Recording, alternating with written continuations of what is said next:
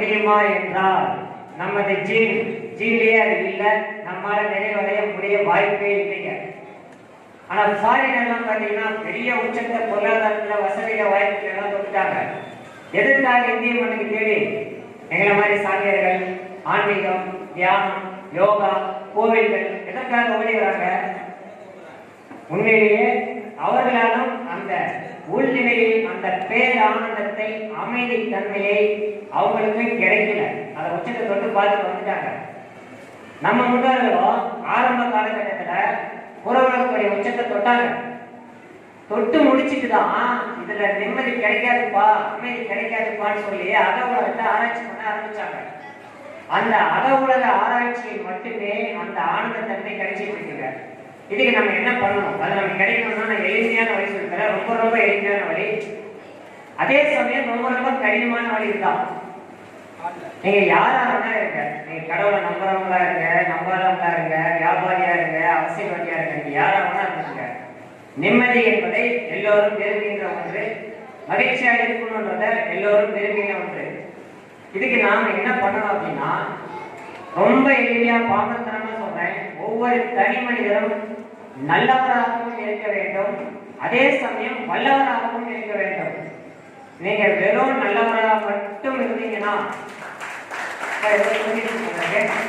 புரியுது பாப்பா, நல்லவர் வல்லவர் புரியுதுங்க உங்களுக்கு?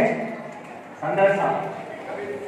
ஒரே சமயத்துல நல்லவராகவும் வல்லவராகவும் இருக்கிறதுன்றது கூர்மையான கத்தி மேல நீங்க நடக்கிற மாதிரி. நல்லா வாட்சி பண்ணுங்க. சாதாரணமா கத்தி நடந்தாவே நடக்க முடியாது, நமக்கு பேராபத்து இருக்கு. கூர்மையான கத்தி நடக்கிற மாதிரி ஒரே சமயம் நீங்க நல்லவராகவும் வல்லவராகவும் இருப்பது என்பது. நீங்கள் வெறும் நல்லவராக மட்டும் இந்த சமூகத்தில் வாழ்ந்தீர்கள் என்றால் சுற்றி இருக்கிற சூழ்நிலையில் உள்ள தவறான மனிதர்கள் உங்கள் வாழ்க்கையை முடித்து விடுவார்கள் என்பது நிதர்சனமான உண்மை. அதே சமயத்தில் வெறும் வல்லமையை மட்டும் நீங்கள் வைத்துக் கொண்டு நல்ல குணாதிசயங்கள் எதுவுமே உங்களிடத்தில் இல்லை, வல்லவராக மட்டும் இருந்தீர்கள் என்றால் நீங்கள் உங்கள் சுற்றி உள்ளவர்களை குடும்பத்திற்கு உள்ளாக்குவீர்கள். இதுவும் நிதர்சனமான உண்மை. இதற்கு நாம் என்ன செய்ய வேண்டும்?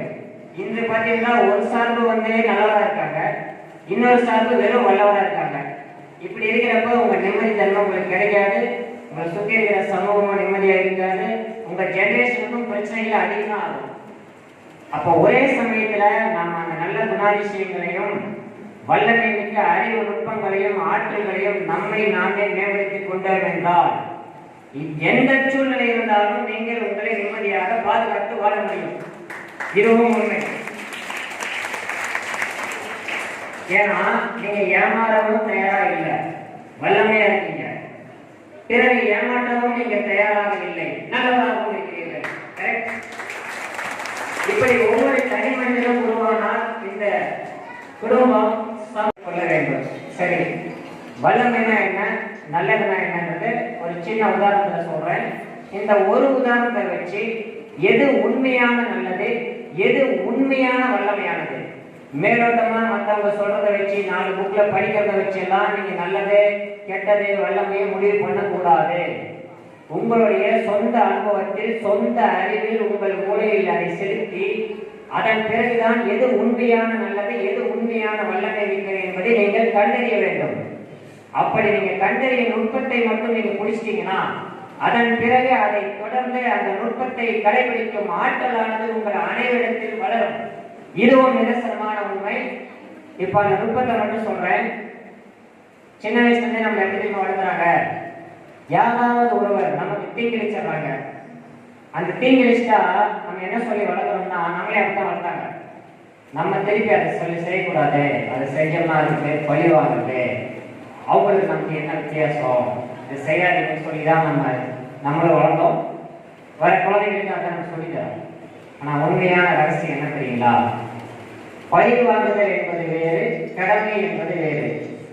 ஒருத்தர் உங்க பக்கம் நியாயம் இருக்கு, உங்களிடத்தில் நியாயம் இருந்து அநியாயமாக உங்களை ஒருவர் துன்பத்திற்கு உள்ளாக்கினால், அது மனதளவில் இருக்கட்டும் உடல் அளவில் இருக்கட்டும் எப்படியா இருக்கட்டும், உங்களிடத்தில் நியாயம் இருந்து உங்களை தவறான ஒரு நபர் துன்பத்திற்கு உள்ளாக்கினால் நீங்கள் அதை திருப்பி அவருக்கு செலுத்தவில்லை என்றால் நீங்கள் கடமையை செய்ய தவறிய முதல் நபர்.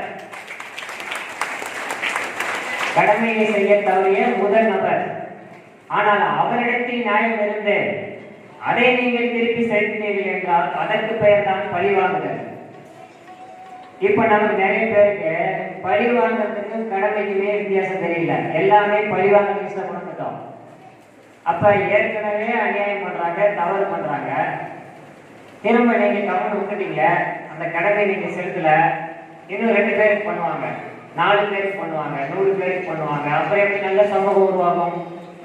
அப்ப அந்த கடமையை செய்யற முதல் நபராக நாம் அதை கண்டுபிடிச்சு அந்த ஆற்றலை கொஞ்சம் வளர்த்துக்கணும். ஃபர்ஸ்ட் இந்த நுட்பம் நம்ம கற்றுக்கணும். இந்த நுட்பத்துக்கு பிறகு இன்னொரு விஷயம் இருக்கு. அதை எப்படி ஆற்றலா செலுத்துறது, அந்த கடமையை நம்ம எப்படி ஆற்றலா செலுத்த முடியும்னா உங்கள் நீங்கள் எவ்வளவுக்கு எவ்வளவு பெறுகிறீர்களோ அவ்வளவுக்கு அவ்வளவு உங்களது அறிவு நுட்பமும் உங்களுடைய அந்த நுட்பத்தை செயல்படுத்தக்கூடிய ஆற்றலும் உங்களுக்கு தானா வளரும். உங்களுக்கு யாருமே சொல்லித்தர தேவையில்லை. இந்த பிரபஞ்சத்துடைய படைப்பும் பன்முக தன்மையும் அப்படித்தானே இருக்கு. அதனால நான் ஃபர்ஸ்டே சொல்லிட்டேன். இப்ப நான் பேசுறத கூட நீங்க அப்படியே தயவு செஞ்சு நம்ப கூடாது. உங்களுடைய மூளைக்கு கொண்டு போங்க அந்த விஷயத்தை, உங்க இதயத்துக்கும் கொண்டு போங்க. உண்மை இருக்கும் பட்சத்தில் இதை செயல்படுத்துங்க. ஃபர்ஸ்ட் ஒரு பாயிண்ட் சொல்லிட்டு தான் நான் சொன்னேன், கூர்மையான கத்திகை நடப்பது போல சொல்லிட்டேன். ஆனா கொஞ்ச நாள் நீங்க நடந்து பழகிட்டீங்கன்னா வாழ்நாள் முழுவதும் நீங்கள் பேரானந்தத்தை அனுபவிப்பீர்கள். இது வார்த்தை அல்ல, என்னுடைய வாழ்க்கை. என்னுடைய வாழ்க்கை எனக்கு தற்போது 40 வயதாகிறது. கடந்த 20 வருடங்களாக இந்த அகவுலக ஆராய்ச்சி நின்று செயல்படுத்த முடியுமா முடியாதா என்று என்னை சுய பரிசீலனை செய்து கொண்டு இதை வெளிப்படுத்திக் கொண்டுள்ளேன். இதை நல்லா ஞாபகம் வச்சுக்கோங்க. என்னால முடிகிற விஷயம் நிச்சயமா எல்லாருமே நான் மனிதர்கள் தான். எல்லாருக்குமே இந்த சிஸ்டம் உலகத்துல ஒண்ணுதான். உங்களுக்கு தனி சூரியனோ தனி நிலவோ, எனக்கு தனி சூரியனோ தனி நிலவோ கிடையவே கிடையாது. நாம் எதை எடுத்துக்கொள்கிறோமோ அதுவாக மாறுகிறோம் என்று ஆரம்பத்திலே சொல்லிட்டு போயிட்டாங்க. ஆனா அதை எதற்கு நம்மளால தப்பா புரிஞ்சுக்கிறோம்? எதையாவது கற்பனை பண்ணிக்கிறோம். எதுவாக நீ நினைக்கிறாயோ அதுவாக ஆவாய்ச்சி சொன்ன உடனே விவேகானந்தர் சொல்லிட்டாரு, பெரிய பெரிய மகான்கள் சொல்லிட்டாருன்னு சொல்லிட்டு ஏதோ ஒண்ணு நம்ம கற்பனை பண்ணி போறோம். தயவு செஞ்சு கற்பனை பண்ணி செல்லாதீர்கள். கற்பனை செய்யாம இங்க உலக இயற்கை எப்படி நடக்குது, ஒவ்வொரு மனிதனும் சமூகத்துல எப்படி நடந்துக்கிறாங்க, இந்த நுட்பத்தெல்லாம் கொஞ்சம் கவனிக்க ஆரம்பிங்க. நீங்க இயற்கையை கொஞ்சம் கொஞ்சமா கவனிக்க ஆரம்பிச்சீங்கன்னா அதனுடைய ஃபைனல் ஸ்டேஜ் உங்களை நீங்கள் கவனிக்க ஆரம்பித்து விடுவீர்கள். அக உலக பயணத்தில் தொடங்கி புற உலகத்தின் உச்சத்தையும் தொடரலாம். புற உலக பயணத்தில் தொடங்கி அக உலக உச்சத்தையும் நாம் தொட முடியும். இன்னைக்கு ஆன்மீக நாட்டில் கூட பெரிய வாதமா இருக்கு. அரகுர ஆன்மீகம், முக்கால்வாசி ஆன்மீகம், அரகுர நாத்திகம், முக்கால்வாசி நாத்திகம் இருக்கிறவங்க மட்டும்தான் கடவுள் வச்சுக்கிட்டோம், கடவுள் இல்லைன்னு சொல்லிட்டோம் நிறைய பேர் சண்டை போட்டுக்கிட்டோம், வாதம் பண்ணிட்டே இருக்காங்க. ஆனா ஆன்மீகத்தின் உச்சத்தை நீங்கள் தொட்டீர்கள் என்றாலும், நாத்திகத்தின் உச்சத்தை தொட்டீர்கள் என்றாலும், மனிதநேய உண்மை என்ற உச்சத்தை தான் 2 பக்கத்தும் தொட முடியும். இந்த மனிதநேய உண்மை நம்ம தெரிஞ்சுக்கொண்டு நம்முடைய தனி மனித கடமை, குடும்ப கடமை, சமூக கடமை, உலக கடமை, இந்த 4 கடமையும் சமமா அந்த அறிவுநுட்பத்தை பயன்படுத்தி நீங்க செயல்படுத்தணுன்றது என்னுடைய பேராவா. அப்படி நல்லவர்கள் வல்லவர்களை உருவாக்குற ஒரு மிகச்சிறந்த சமூகத்தை